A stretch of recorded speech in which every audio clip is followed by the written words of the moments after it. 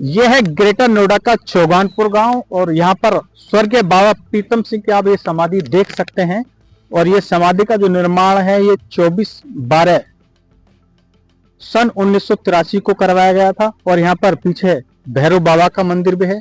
यहाँ पर ये लोग धरना दे रहे हैं और इनकी जो प्रमुख मांग है वो ये है कि हाँ, ये जो भूमि है ये किसी बिल्डर को अलॉट कर दी गई है और ये जो समाधि है इसको भी तोड़ने का एक सूचना इनको प्राप्त हुई है। आइए इनसे जानते हैं क्या है पूरा प्रकरण।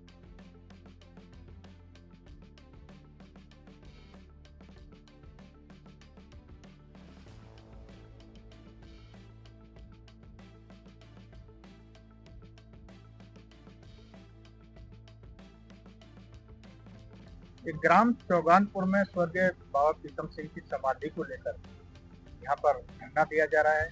क्या है पूरा प्रकरण? जी, पूरा प्रक्रम आप देख रहे हैं हमारे पीछे, बिल्कुल समाधि स्थल पर हम खड़े हैं।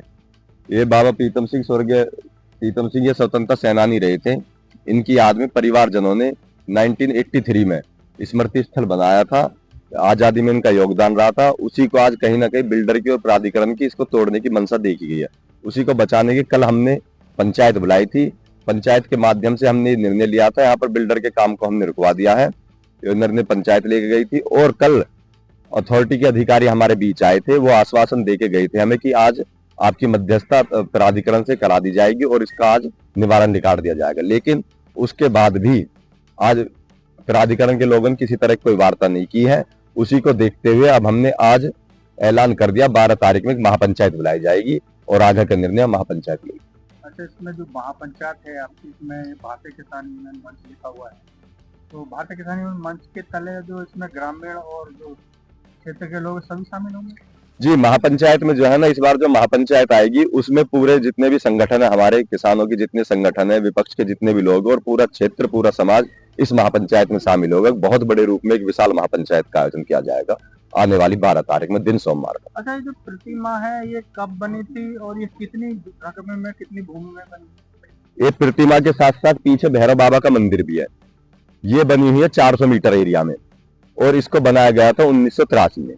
1983 में परिवारजनों ने, ग्रामवासियों ने बाबा की याद में, प्रीतम सिंह जी की याद में इस स्मृति स्थल को बनाया था। वो स्वतंत्र सेनानी रहे थे, उनकी याद में इसका बनाया गया था यहाँ पे।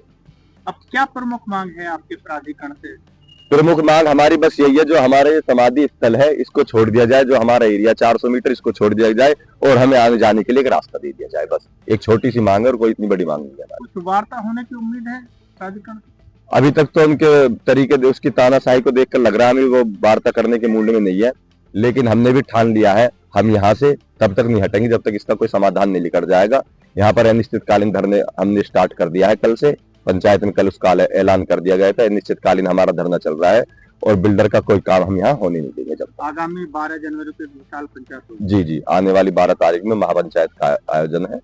आगे का निर्णय उस पंचायत में लिया जाएगा। संजीव जी, ये जो धरना दिया जा रहा है, पूरा प्रकरण क्या है, क्या आगे की रणनीति आप लोग?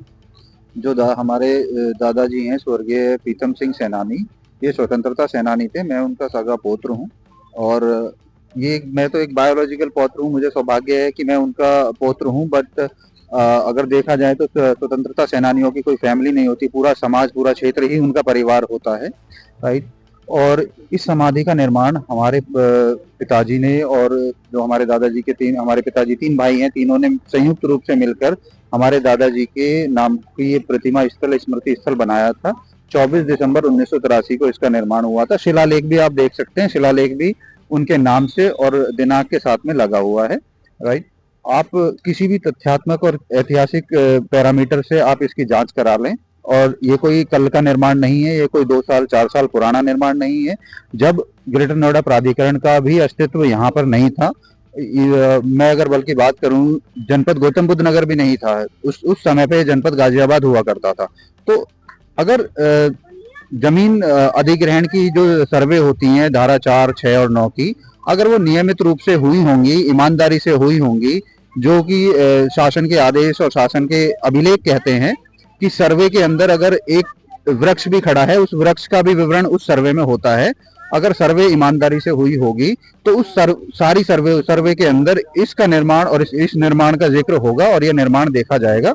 और अगर देखा जाए तो इस जो ये प्लॉट आईटी प्लॉट अलॉट करा गया है एमएस पिवोटेल बिल्डर को, उस प्लॉट के लीज प्लान में भी 80 मीटर जगह 80 मीटर भूमि का टुकड़ा इसमें छोड़ा हुआ है प्राधिकरण के द्वारा, जिसको प्राधिकरण अब अतिक्रमण का नाम दे रहा है।